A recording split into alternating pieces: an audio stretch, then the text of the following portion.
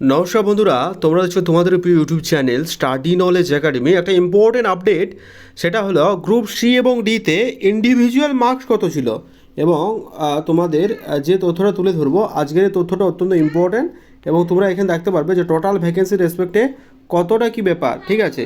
এবং group C তোমাদের যে এক্সাম ডেট নিয়ে তারপর রেজাল্ট নিয়ে যে একটা মানে ভাইরাল নোটিশ বা ফেক নিউজ চারদিকে ছড়ানো হচ্ছে সেটাও তুলে ধরবো আজকের এই ভিডিওর মাধ্যমে, ঠিক আছে। তো আজকের এই মানে গ্রুপ সি আর এই গ্রুপ ডি যে আপডেটটা সেটা হচ্ছে তোমাদের সামনে অত্যন্ত ইম্পর্ট্যান্ট, কারণ এই ভিডিওর মাধ্যমে তোমরা জানবে যে গ্রুপ সি এবং গ্রুপ ডি এ কে কত মার্কস পেয়েছিল, ঠিক আছে।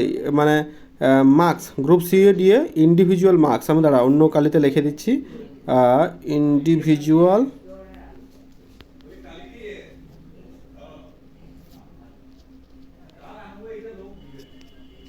মার্কস মানে কে কত পেয়েছিল সেটা আমি তুলে ধরবো আজকের ভিডিওর মাধ্যমে। কাজে ভিডিওটা অত্যন্ত ইম্পর্টেন্ট, স্কিপ না করে শেষ পর্যন্ত দেখো, কথাগুলো মন দিয়ে শোনো, আশা করছি একটু হলেও উপকার আসবে। এই যে 2016 তথ্যটা আমি তোমাদের সামনে তুলে ধরেছি, এখানে অনেকগুলো বিষয় তোমরা কিন্তু ক্ল্যারিফাই হবে এবং নিজেই বুঝতে পারবে যে ইন্টারভিউ তোমাদের ডাক বা ইন্টারভিউ চান্স তোমাদের কতখানি, তুমি আদৌ কি ইন্টারভিউ প্র্যাকটিস করবে সেই নিয়ে অনেক তথ্য থাকবে।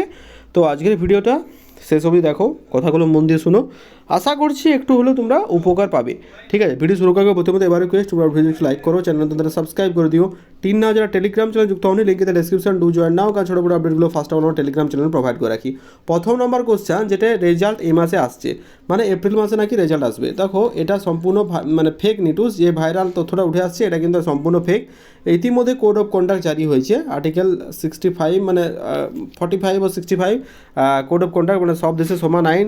ইতিমধ্যে জানো যে ভোটে শুরু হয়ে গেছে 23 থেকে 29 তারিখ থেকে তোমাদের ভোট। এই ভোট চলাকালীন সময়ে কোনো রেজাল্ট আসছে না, ঠিক আছে। জুন জুলাই, আমি বলছি মে মাসে আসার কথা ছিল, বাট জুন জুলাই আগে তোমরা কিন্তু রেজাল্ট দেখতে পাবে না। ইট মে বি জুন অথবা জুলাই আগে ক্লাস 9-10-এর সমস্ত কিছু প্রসিডিওর মানে শেষ হবে। তারপর কিছুদিন আগে মানে মানে 1 থেকে 2 দিন আগে 11-12-এর জিওগ্রাফির তোমাদের স্কুল চয়েস ছিল, ঠিক আছে। জিওগ্রাফি স্কুল চয়েস ছিল, সেখানে অনেকজন সিলেক্ট হয়েছে।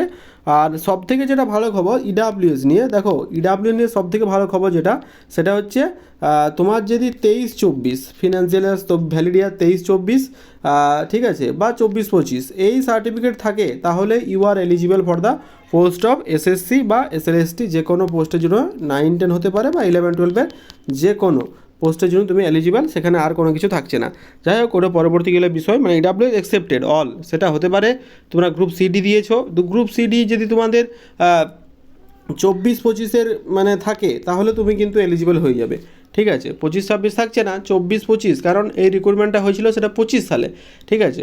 তো 25 মানে 24-25 থাকলেও তুমি কিন্তু এই সার্টিফিকেট থাকলেও তুমি কিন্তু এলিজিবল, ঠিক আছে। সেটা পরবর্তীকালে বিষয় তোমরা দেখতে পেয়ে যাবে, আমার যেটা পার্সোনাল মতো হয়, ঠিক আছে। এবার আমি জানবো যে রেজাল্ট এই মাসে আসছে না, রেজাল্ট জুন জুলাই আগে কিন্তু আসবে না। ইন্টারভিউর প্রস্তুতি শুরু করা দরকার, যাতে আমরা যারা বলছো যে গ্রুপ সি এর ক্ষেত্রে আমার নাম্বার আছে মোটামুটি 55 বা এই 53, আমি কি মানে প্রস্তুতি নেবো?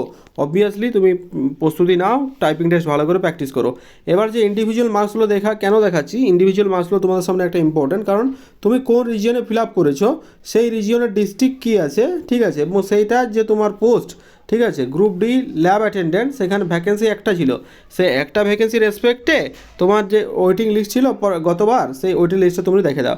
এই ছিল মানে ওয়েটিং লিস্ট র্যাঙ্ক নাম্বার 1। তো সেই মার্কসটা একবার আমি তোমাদের সামনে দেখাতে চাই, সেটা হচ্ছে ওবিসি এ। দেখো যারা বয়সে জ্যেষ্ঠ তারা কিন্তু আগে ছাড় পাবে, 1/1/1990 টোটাল মার্কস ছিল 41, ঠিক আছে। তার মধ্যে সে পেয়েছে কিন্তু 3, মানে পার্সোনাল টেস্টে মানে ইন্টারভিউ সে পেয়েছে 3, তখন হয়েছিল 41, পার্সোনালিটি পেয়েছে 3, টোটাল হচ্ছে 44। তো 44 নাম্বার পেয়েও, এবং ক্যাটাগরিটা আমি তোমাদের সামনে তুলে ধরার চেষ্টা করবো, সেটা হচ্ছে ওবিসি বি, এটাও কিন্তু ওয়েটিং লিস্টে চলে এসেছে। তো এইভাবে তোমরা র্যাঙ্ক ওয়াইজ টোটাল কত 698খানা পিডিএফ আছে।